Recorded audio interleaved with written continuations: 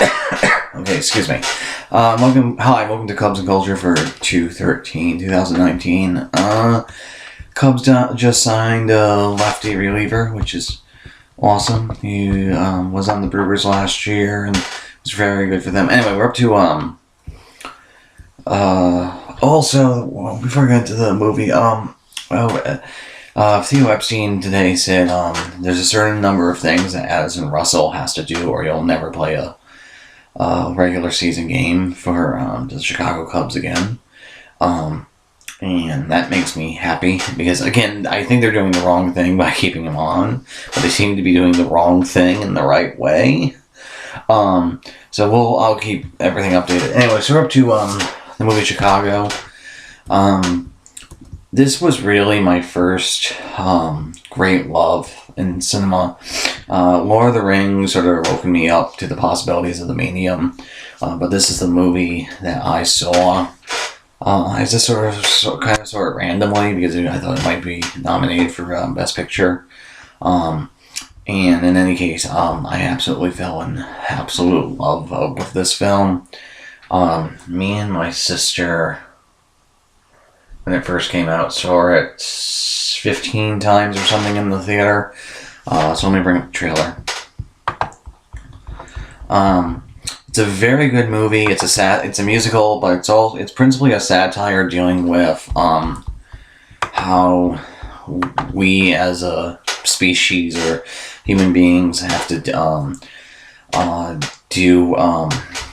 dealing with fame. And so the tagline is, if you can't be famous, be infamous, because it's about a woman named Roxy Hart, played wonderfully by Renée Zellweger, who should have won Best Lead Actress over Nicole Kidman, who's so desperate to be famous that she has she commits murder or manslaughter definitively, but then she lies through her teeth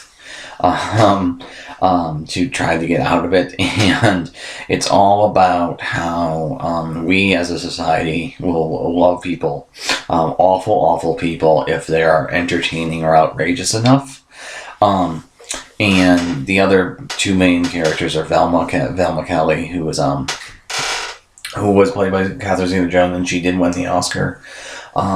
Who was in the same boat. She killed her sister and her husband because they were having an affair.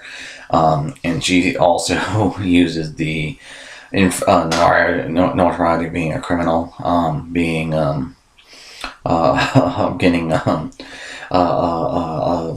publicity. And then Billy Flynn is their lawyer, played wonderfully by Richard Gere. He would have been nominated if it wasn't for that thing in the 90s about Tibet. And it's incredibly stylish, and the music is absolutely wonderful. But the main thing I want to focus on is there's a convention within the film, given the nature of so in musicals there's two types of numbers. There's things called book numbers, which are by far and large numbers which are just sung dialogue, and then there's production numbers that are on stages and it's an audience. And book numbers move the plot forward. Production numbers comment on the plot. Every single number in Chicago is a production number. So they have this convention where by far and large the songs occur in Roxy's Hart head, and that she has a rich fantasy life, and because of her having to deal with this, she sort of escapes into it, and then that's where the songs take place. And this song right here is We Both Reach for the Gun, which is she's committed murder, and this is sort of her first bullshit pass at being trying to get off by claiming that they both reach for the gun. And of course Billy Flynn is treating her like a puppet, and then you'll eventually see that he's the puppet master.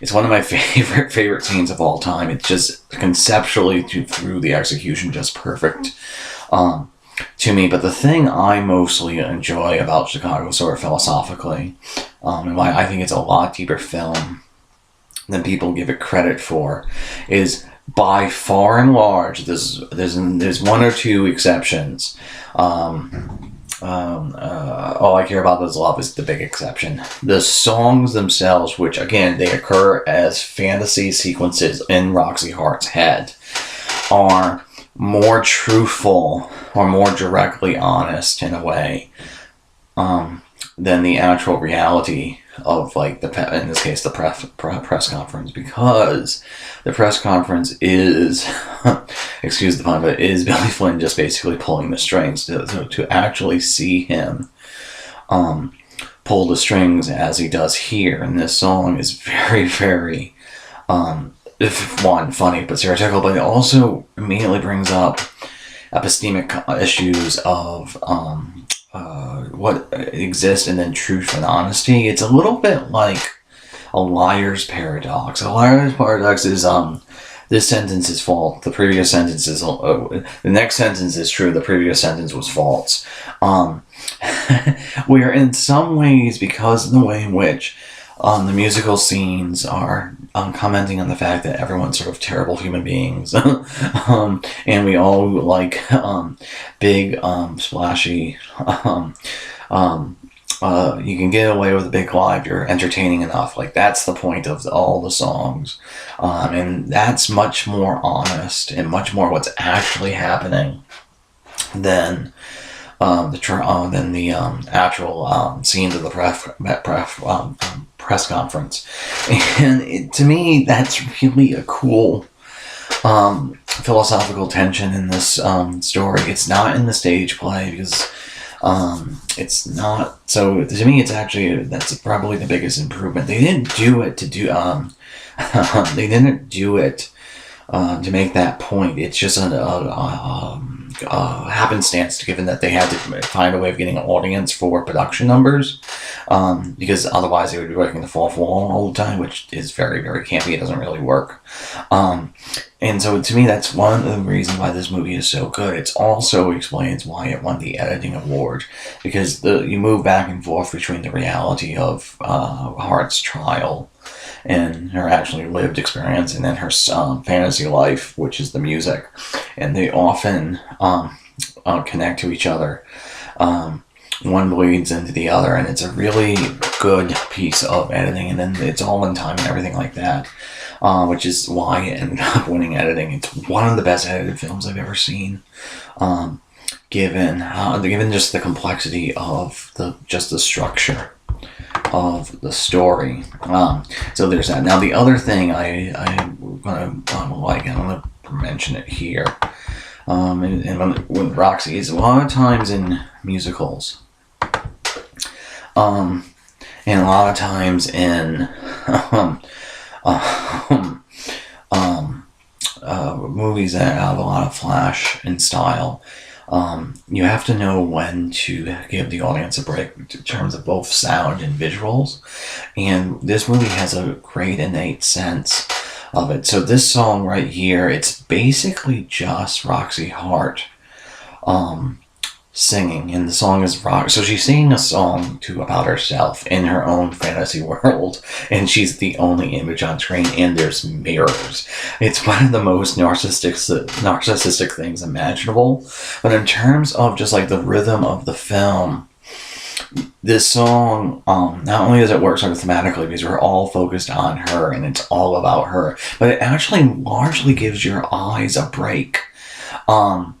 In terms of the razzle dazzle of the visuals, and it's just utterly brilliant that that Marshall in this film, this is not the only time he does a break like this, and he actually does a really good job of keeping the songs the same for the convention of being in their head, but also staging them in such a way that they all feel unique, but also giving you a break.